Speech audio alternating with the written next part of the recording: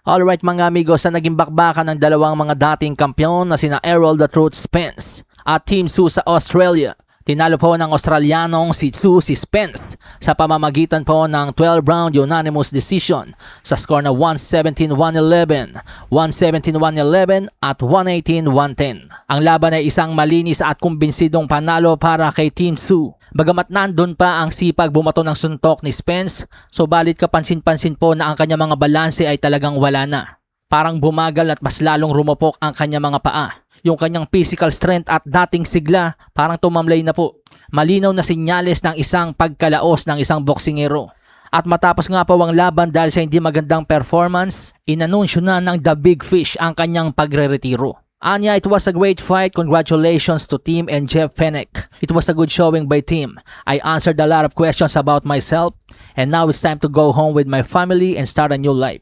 Pinaklaro naman kay Spence kung ang kanyang mga pahayag daw ba ay pagre-retiro na. At sinabi nga po ni Spence na yeah, for sure, I got my faculties intact.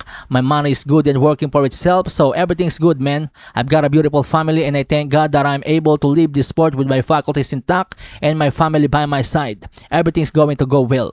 Samantala, sinabi naman po ni Tim Tszyu na iiwanan niya na ang junior middleweight division at kakampanya na ngayon sa middleweight division kung saan mas komportable siya. Sa ngayon, nag-improve na nga po ang kartada ni Tim Tszyu sa 28 wins, 3 losses with 18 knockouts. At galing po siya ngayon sa 3 sunod-sunod na panalo. Samantala sa iba pang balita, kapwa nagwagi naman po sa kanilang bare knuckle debut ang mga anak ng boxing legend na si Fernando Vargas na sina Amado Vargas at Fernando Vargas Jr.